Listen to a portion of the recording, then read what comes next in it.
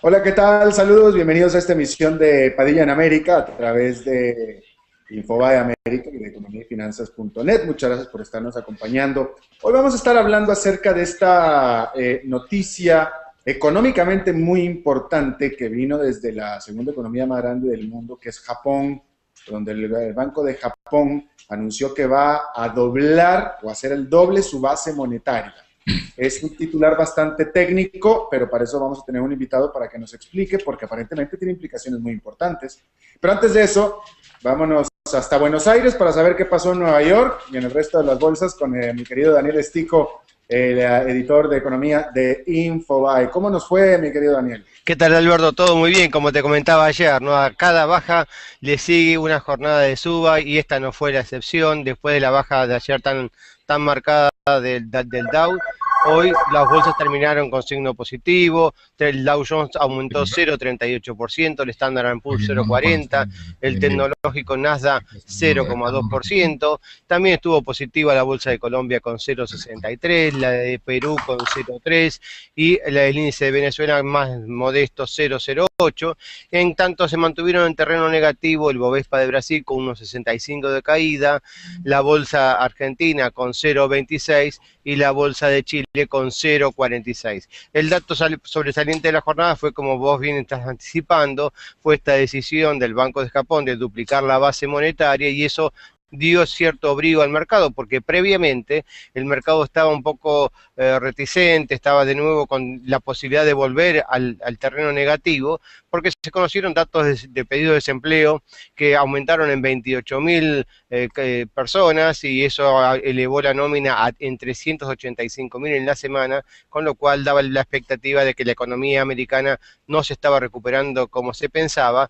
Y por otro lado, señales de que de Europa también había señales indicadores de que la recuperación iba a ser más lenta. Pero bueno, llegó la buena noticia del Banco de Japón, que iba a duplicar la base monetaria, y eso generó buenas expectativas, así que la jornada bursátil fue muy positiva. El oro estable en 1.553,80 dólares la onza, y el petróleo bajó 1,12, todavía más afectado por las expectativas de que la economía va en recesión, y se ve que tardó en digerir las posibles consecuencias que vos vas a analizar muy bien en el programa de hoy sobre qué impacto va a tener la decisión del Banco de Japón de flexibilizar su política monetaria.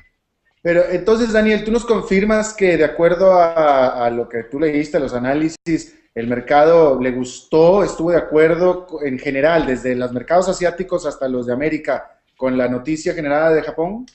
Y claramente, porque no se trata de una economía menor que quiere salir del clásico estancamiento que estuvo en los últimos 20 años, que quiere ser un actor ahora activo en materia de crecimiento económico, y entonces los mercados dicen, Japón va a demandar más y eso es saludable. Por lo tanto, creo que la lectura que hicieron, por lo menos desde el punto de vista bursátil, fue positiva. Pues bueno, pues ahora a continuación, mi querido Daniel, vamos a ver por qué la interpretación del mercado fue equivocada, porque yo estoy casi seguro que ya sé qué es lo que nos va a decir el próximo invitado, mi querido Daniel Estico desde Buenos Aires. Te agradezco muchísimo. Muchísimas gracias, yo sospecho lo mismo. Un abrazo. Exactamente, para que la veas, no te la pierdas. No, claramente que no. Hasta la Bueno, próxima. bueno. Bueno, vamos a darle paso ya sin mayor presentación a mi querido Jorge Suárez, Jorge Suárez Vélez, conocido economista, conocido analista, autor, escritor, y que sabe perfectamente bien qué es lo que habla, y que, Jorge, primero que nada, bienvenido. Gracias, Alberto. Yo me hubiera esperado, a ver, yo no conozco mucho de este tecnicismo, por eso te necesito a ti, si conociera no te invitaba, pero ¿por qué a mí me huele a que la noticia de Japón no es necesariamente buena noticia para la economía del mundo? Mira, es interesante porque aquí hay que separar dos cosas. O sea, tú decías al principio que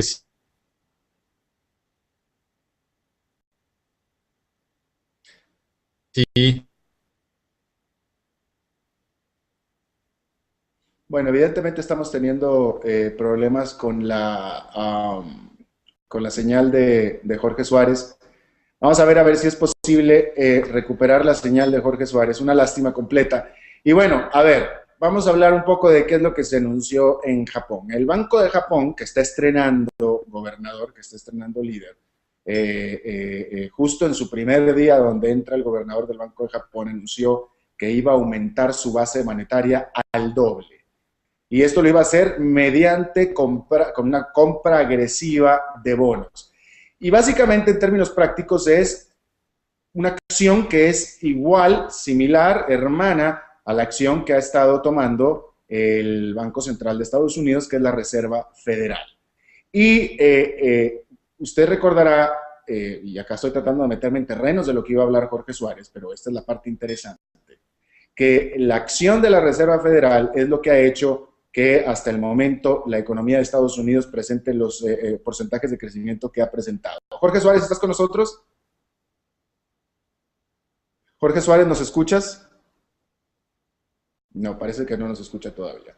Entonces, si usted nos ha estado siguiendo aquí en Padilla América de manera continua, analista tras analista ha estado diciendo que el crecimiento que se ha dado por parte de la economía de Estados Unidos, y no solamente eso, sino también el crecimiento que ha dado la bolsa de valores de Estados Unidos, sobre todo en los últimos meses, es producto de esta inyección monetaria que ha estado haciendo la Reserva Federal. Pues bien, ahora resulta que el Banco de Japón está haciendo exactamente lo mismo, y esto no es menor porque la economía de Japón pues todavía es la segunda economía más grande del mundo. Entonces, si las acciones del Banco Central de la economía más grande del mundo están teniendo han tenido estas acciones o estas consecuencias, pues sería fácil adivinar, pero sobre todo que es importante analizar qué consecuencias va a tener una acción similar por parte del Banco Central de la segunda economía más grande del planeta. Jorge Suárez, no me parece que nos esté escuchando, ¿o sí?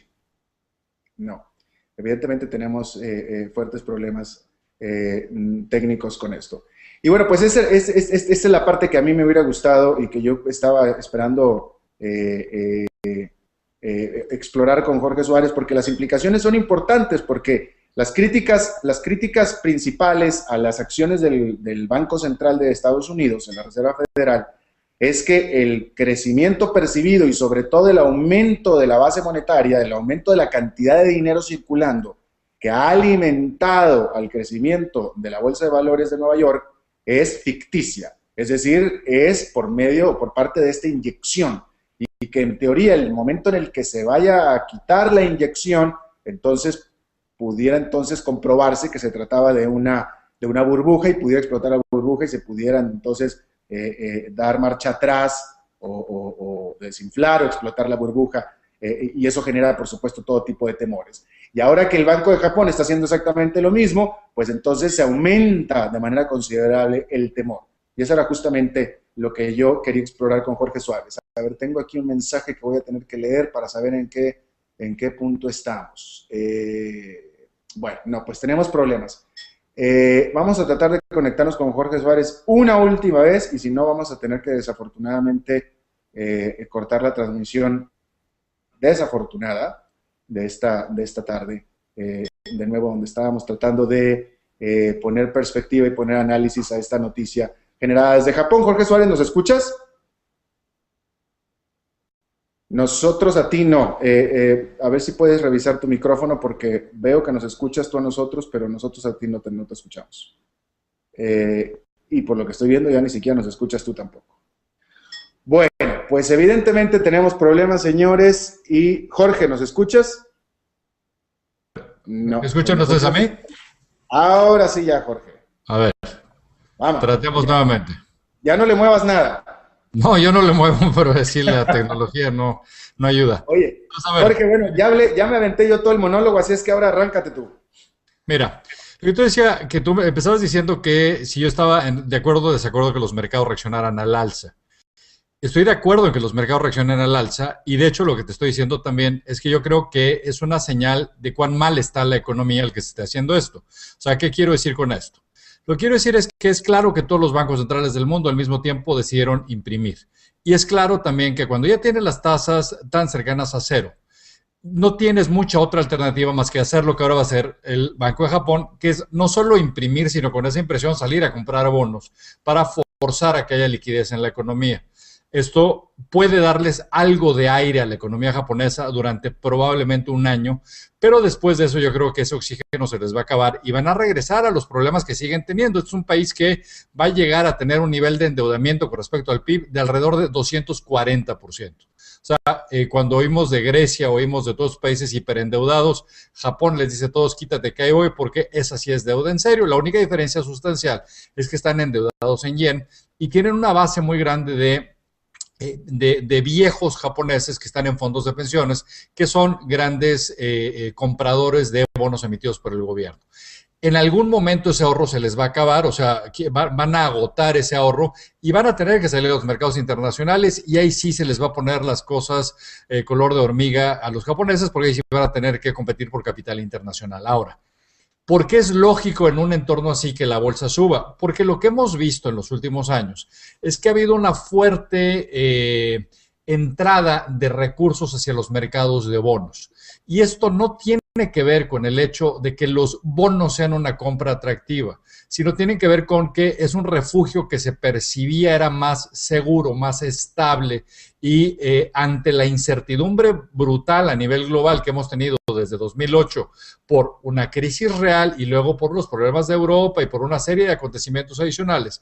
Lo que ha pasado con eso es que el público inversionista se sobreconcentró en un activo donde no hace sentido estar. Y no hace sentido básicamente porque esta es la tercera vez en la historia solamente que vemos que durante un periodo prolongado hay tasas de interés reales negativas. Es decir, que la tasa de inflación es superior a la tasa que te paga un bono. Esto había ocurrido solo después de la Segunda Guerra Mundial y en los 70 en ambas ocasiones ocurrió por hiperinflación. Ahora ocurre con muy bajos niveles de inflación. Y, bueno, a ver, déjame desde el principio, ¿por qué Japón tuvo que tomar esta decisión? Mejor dicho, ¿por qué la tomó? Y la segunda pregunta es si tenía que hacerlo. Tenía que hacerlo porque lo que no puede hacer Japón es quedarse con los brazos cruzados cuando tiene una situación tan en total recesión, cuando todos los otros bancos centrales están haciendo esto. Claramente lo que ellos están tratando de hacer es devaluar al yen y están buscando que eso le dé un poco de competitividad a su sector exportador. Como te decía, yo creo que eso les va a dar oxígeno para un rato. O sea, la primera clase que te dan cuando estudias economía es que nunca puedes afectar a largo plazo variables reales con variables monetarias. O sea, si al imprimir generaras crecimiento, pues todo el mundo imprimiría todo el tiempo. O sea, claramente no va por ahí. ¿Cuál es la limitación que podría tener este tipo de política súper expansiva de la base monetaria? Pues el problema podría ser que se genere inflación. Claramente la inflación, mi querido Alberto, ni está ni va a estar en el futuro cercano. No hay ninguna razón para pensar que va a haber inflación. Una vez más, te estoy dando una muy mala noticia. ¿Por qué? Porque para que hubiera inflación tendría que haber recuperación económica. Y lo que te estoy diciendo es que no va a haber. Lo que estoy diciendo es que seguiremos viendo a Estados Unidos creciendo como está creciendo hasta ahora, a tasas de quizá entre, digamos, 1 y 2% en algún punto por ahí. Veremos a Europa en una recesión. O sea, Europa para que se resuelva le faltan 10 años, o sea, por ahí vamos. El caso japonés, como te decía, es muy complicado porque demográficamente tienen un problemón y tienen ya un nivel de endeudamiento público que es muy preocupante. Y estamos hablando de los tres grandes motores, digamos, de desarrollo económico, son los grandes países industrializados. El siguiente que estaba siendo el que daba crecimiento a nivel mundial, que era China. China está este año ya tiene expectativas ellos mismos de crecer alrededor del 7 y algo que aquí una vez más te lo afirmo es que la segunda mitad del año que entra vamos a empezar a ver problemas en la economía china. ¿Qué quiere decir problemas? Quiere decir que vamos a ver tasas de crecimiento bastante más bajas. Yo creo que en la segunda mitad del año que entra podríamos ver a China creciendo al 5%. Entonces, en ese sentido, cuando tienes todo este entorno donde no hay crecimiento, no hay inflación. Es más, me atrevería a decir que va a haber mucha más presión deflacionaria. Esto es una pésima noticia para algunos países latinoamericanos que han estado dependiendo de commodities. Para Chile, Argentina, para, en cierta forma, más marginalmente para Perú. En ese sentido, o sea, yo creo que vamos a ver mucha más debilidad en estos mercados. Bueno, Ok, primero, me sorprendiste con lo de China. Yo creo que de todo lo que hablaste aquí, la más mala noticia de todas es una desaceleración de China de ese tamaño, porque un crecimiento de China de 5%, yo me quiero imaginar que para algunos países proveedores de China los pone al borde de la recesión. Eso es exactamente el tema, porque cuando tú hablas de que China crece en esos niveles, implica que está importando mucho menos de muchas cosas. Ciertamente ese es el gran tema. Y yo creo que hay razones muy puntuales para decir que China va a crecer tanto menos. O sea, lo que es un hecho es que tienen una bronca crediticia, o sea, lo que es un hecho es que han estado creciendo a partir de inversión en activos fijos, que no tiene ningún sentido. A tu público le invito a que vea en internet todos estos videos que hay en YouTube. Hay uno muy interesante, se llama China's Ghost Cities, las ciudades fantasma chinas. Es un documental que ya hace rato hizo una televisora australiana. Acaba de salir uno muy similar que se hizo aquí en Estados Unidos en 60 minutos, salió hace unas 4 semanas en la televisión abierta en Estados Unidos. O sea, lo que es un hecho es que toda esta construcción de ciudades, de infraestructura, de todas estas cosas que a veces desde Latinoamérica nos hacen salivar diciendo qué maravilla los chinos, cómo invierten, la realidad es que nadie la está usando. La realidad es que tienes carreteras vacías, aeropuertos vacíos, sistemas de trenes carísimos, pero todo eso es redundante entre sí. Si hubieran nada más hecho una red de trenes brutal, bueno, pues probablemente tendrían la demanda para eso, pero no tienes la demanda para trenes y para aeropuertos y para carreteras y aparte ciudades y aparte, o sea, lo que es un hecho es que esto generó crecimiento, pero hoy lo que estás teniendo es a las municipalidades, a los municipios chinos quebrados. Los chinos están conscientes de esto. De hecho, lo que están haciendo es que el gobierno, ante esta preocupación de que no vaya a haber un estallido crediticio en China, le metieron un freno a los bancos, haciendo que dejen de prestar como lo estaban haciendo con la agresividad que se hacía, pero los bancos le han dado la vuelta a esto y ahora han desarrollado una serie de empresas fiduciarias que son las que están prestando fuera del balance de los bancos. ¿Cómo se financian esas empresas fiduciarias? Con ahorro del público. Esto suena a un reviente crediticio igualito al de Estados Unidos, con una diferencia importante. En Estados Unidos reventó el crédito a pesar de que los bancos dieron crédito con criterios económicos. En China han dado crédito con criterios políticos, con criterios de compadrazgo, con criterios de corrupción. Es mucho peor, aunque tiene un aspecto positivo, que es que en China el porcentaje que se ha prestado, por ejemplo, del mercado hipotecario, es menor al de Estados Unidos. Pero lo que es un hecho es que los propios chinos están conscientes de que esto no puede seguir porque están tomando un riesgo mayor, por lo cual creo que van a tener que estar dispuestos a aceptar mucho menos crecimiento para tratar de ponerle un freno a este problema.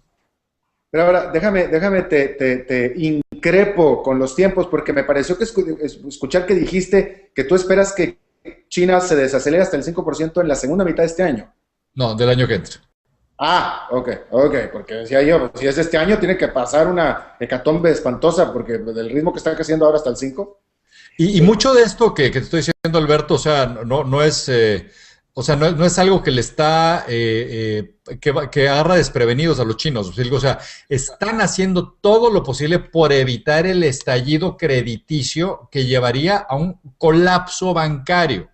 En ese sentido, o sea, tienen que recurrir a mucho menos crecimiento, a bajar fuertemente los niveles de inversión, a bajar fuertemente la disponibilidad de crédito en el mercado, y eso se va a reflejar en menor crecimiento. O sea, en cierta forma están tratando de tomar medidas para algo que podría ser muy negativo.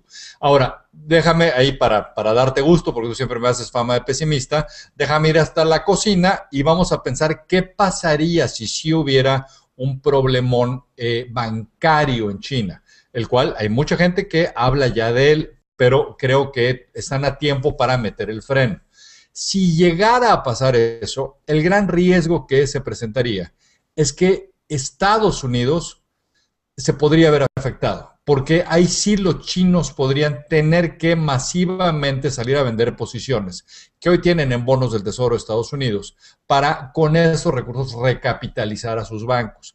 Si esto ocurriera, esto sí podría poner en un problema a Estados Unidos, porque lo que yo te decía hace rato es, las tasas de interés se van a quedar abajo por años, no hay ninguna razón para pensar que va a haber inflación y por eso la bolsa debe subir como una mejor alternativa para invertir. Pero, ¿cuál es el único entorno en el que sí podría haber un alza en tasas de interés en Estados Unidos si hubiera un problema en China? No lo veo como algo probable, pero es una situación que en caso de darse sí podría provocar una recesión mucho más generalizada en el resto del mundo. Ok, eso es China. Europa, tú dijiste que Europa el problema va para 10 años.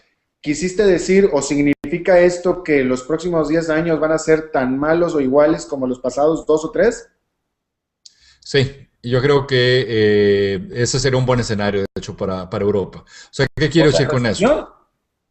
Sí, recesión, pero si en esa recesión ellos estuvieran, deja ir al mejor escenario posible.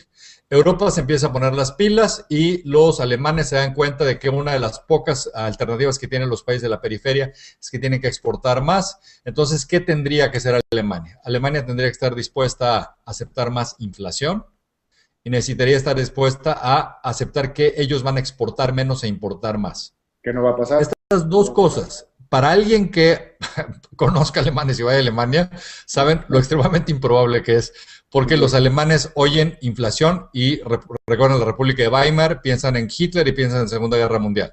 Lo que ellos te dicen es, jamás vamos a permitir que la inflación se levante en Alemania. Ahora, vamos a pensar que se dan cuenta que es la única alternativa que tienen para que los países de la periferia se empiecen a recuperar.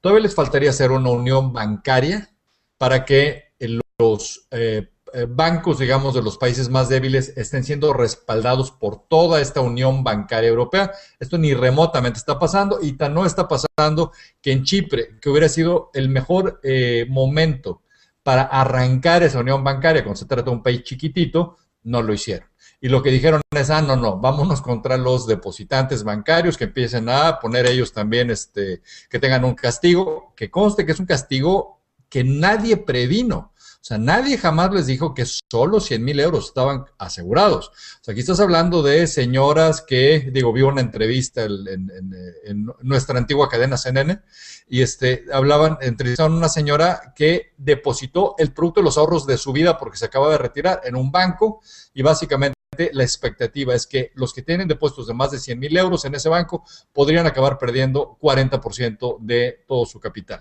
Estás hablando de empresas que depositaron la nómina que le pagan a sus empleados en el banco que lo van a perder. O sea, imagínate el tamaño de lo que está pasando, porque básicamente lo que los alemanes están dando cuenta es que ellos no pueden seguir rescatando a todo el mundo porque se les va a venir encima su propio electorado. Entonces, necesitarías tener una unión bancaria, necesitarías tener un sistema de deuda donde todos los países estén, o sea, la deuda soberana, todos estén respondiendo unos por otros. Si todo eso se da, para que tú le des tiempo a la periferia, a que se desendeude, se desapalanque, recuperen productividad, se vuelvan competitivos internacionalmente, que no lo son, para que todo eso ocurriera, necesitarías un periodo largo de muy, muy bajo crecimiento o crecimientos cercanos a cero, básicamente. Ese es el mejor escenario posible. O sea, y los malos, pues ya ni te los digo porque obviamente podemos irnos hasta el nivel que quieras, ¿no? Claro. Bueno, ahora, volviendo al tema original, que es esta noticia de Japón, que es similar a esta medida de Japón, que es similar a la que ha estado haciendo el Banco Central de Estados Unidos, la Reserva Federal. ¿Cuál va a ser el final de esto? Es decir, ¿cómo va a terminar? ¿Cuál es la parte negativa o mala de este asunto? Mira, yo creo que eso es una pregunta que es muy complicada. O sea, ¿por qué? Yo creo que podría darse un escenario similar a lo que te decía ahora con Europa, en el que, por ejemplo, Estados Unidos empieza a hacer ¿qué? Una vez más, vamos a ponernos aquí los lentes color de rosa y todo va a funcionar correctamente. Entonces, ¿qué quiere decir eso? Estados Unidos empieza a resolver su problema fiscal, resuelven todo el tema que tienen de entitlements, ¿no? De todo este estado benefactor que tiene que reestructurar cómo dan todos estos beneficios. Empieza Estados Unidos a cobrarle más impuestos a la población, empieza Estados Unidos a bajar su gasto militar, empieza a hacer una serie de cosas que tiene que hacer para que la economía gane viabilidad de largo plazo. Una vez más, estás hablando por eso, muy a diferencia de Europa, donde te estoy diciendo crecimientos cercanos a cero, Estados Unidos creciendo al 1,5, ¿no? Al 1,5 que ahí más o menos se la van llevando sin que haya nada demasiado trágico. La única salida de estos programas de relajamiento cuantitativo se va a dar cuando empiece a haber una recuperación en el empleo. En el caso de Estados Unidos eso es clarísimo.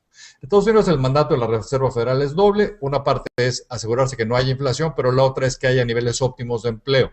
El mandato de la Reserva Federal, para aquellos que les interese, es de la época de la curva de Phillips de los años 70, donde se pensaba que había balance entre las dos cosas. En ese sentido, lo que vamos a ver es probablemente que la Reserva Federal, cuando menos este año y el que viene, van a seguir haciendo lo que están haciendo. Hay que recalcarle una vez más a tu auditorio de qué estamos hablando. ¿Te acuerdas que hace poquito todo el mundo se rasgaba las vestiduras porque venía este secuestro, no este embargo del gasto público? Ahí se estaba hablando en términos efectivos de 44,000 millones de dólares al año. La Reserva Federal compra en el mercado bonos por 85,000 millones de dólares al mes. O sea, es 24 veces más grande que el secuestro. O sea, es brutal lo que te estoy hablando ahí de lo que se le está inyectando de liquidez a esto.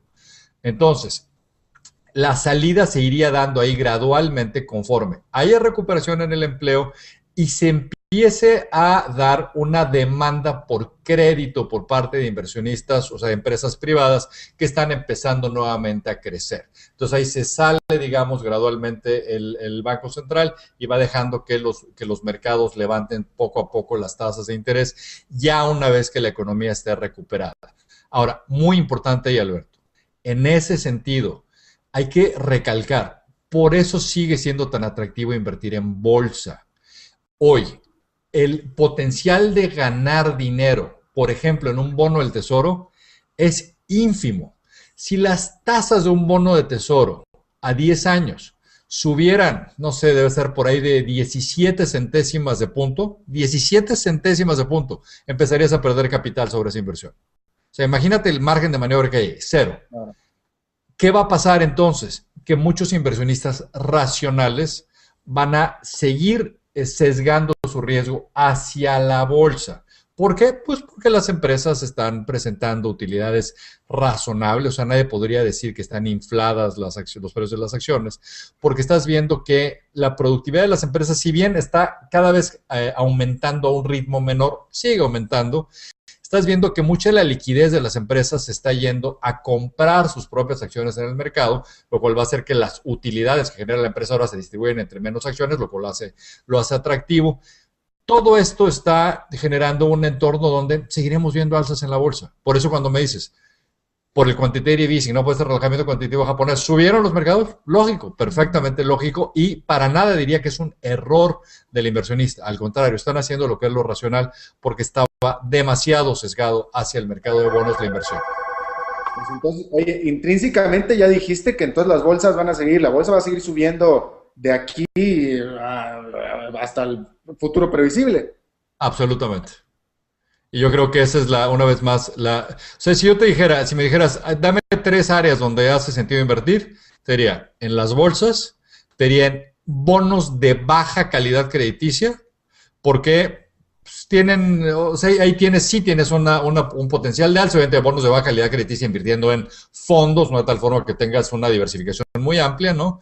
Y la tercera, que es la que más atractiva me parece en cierta forma, es comprar, hay algunos fondos que participan, por ejemplo, en Europa, en lo que le dicen distressed, en papel que está muy emproblemado. ¿Por qué? Porque a los bancos europeos les falta un montón de tiempo para limpiarse y van a tener que salir a deshacerse de esos activos y van a tener que regalarlos algún día. Entonces, en ese sentido, yo creo que va a haber grandes oportunidades de inversión. Pero en la última, para aquellos que les interese, lo que le dicen senior loans, o sea, la parte de préstamos bancarios en las que se puede invertir, que también está teniendo todavía spreads bastante razonables. Pero ya inversión en bonos del tesoro, en bonos de alta calidad crediticia, no hace ningún sentido y eso es algo que seguiremos viendo, ese proceso de redistribución del riesgo hacia, por ejemplo, mercados bursátiles por eso. Claro. Bueno, pues Jorge, una cosa que me encanta, una característica de estar contigo es que así, idéntico como cuando estamos en entrevista, cuando estamos en persona en una cena, cenando detrás de una copa de vino, platicamos exactamente igual. ¡Qué ventaja! Exactamente. Jorge Suárez Vélez, analista economista basado en Nueva York. Te agradezco muchísimo tu buena disposición y los conceptos interesantísimos, mi querido Jorge. Encantado, Alberto. Un abrazo y un gusto estar con ustedes. De nuevo, ¿tu libro dónde lo puede conseguir la gente? Se llama Ahora o Nunca, la gran oportunidad de México para crecer, pero tiene una implicación también regional. Y la forma más fácil de conseguirlo es en el sitio de una librería en México que se llama Gandhi, www.gandhi.com.mx. Ya estuvo. Jorge Suárez Vélez, muchísimas gracias. Gracias a ustedes. Bueno, y los invito a que sigan acompañándonos a través de o con nuestra página de Facebook en Padilla en América, Facebook Padilla en América, donde usted puede totalmente interactuar con nosotros, con comentarios, con preguntas, sugerencias de tema, etcétera. Bueno, pues muchas gracias por habernos acompañado. Eso es todo lo que tenemos por esta emisión. Nos vemos en la próxima y que la pasen muy bien. Estaba de nuevo con la posibilidad de volver al terreno negativo, porque se conocieron datos de pedido de desempleo que aumentaron en 28.000 personas, y eso elevó la nómina en 385.000 en la semana, con lo cual daba la expectativa de que la economía americana no se estaba recuperando como se pensaba. Y por otro lado, señales de que de Europa también había señales indicadores de que la recuperación iba a ser más lenta. Pero bueno, llegó la buena noticia del Banco de Japón, que iba a duplicar la base monetaria, y eso generó buenas expectativas, así que la jornada bursátil fue muy positiva. El oro estable en 1.553,80 dólares la onza, y el petróleo bajó 1.12, todavía más afectado por las expectativas de que la economía va en recesión, y se ve que tardó en digerir las posibles consecuencias que vos vas a analizar muy bien en el programa de hoy sobre qué impacto va a tener la decisión del Banco de Japón de flexibilizar su política monetaria. Pero entonces, Daniel, tú nos confirmas que de acuerdo a lo que tú leíste, a los análisis, el mercado le gustó, estuvo de acuerdo con Nico, pero para eso vamos a tener un invitado para que nos explique, porque aparentemente tiene implicaciones muy importantes.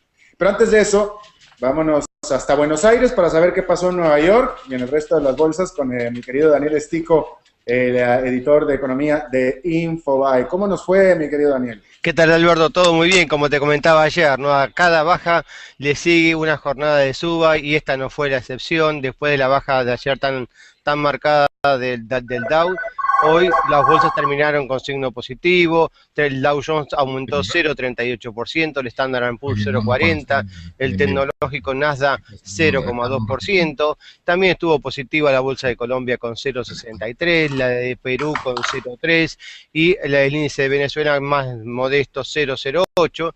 En tanto se mantuvieron en terreno negativo el Bovespa de Brasil con unos 65 de caída, la bolsa argentina con 0,26% y la bolsa de Chile con 0,46%. El dato sobresaliente de la jornada fue, como vos bien estás anticipando, fue esta decisión del Banco de Japón de duplicar la base monetaria, y eso dio cierto abrigo al mercado, porque previamente el mercado estaba un poco reticente.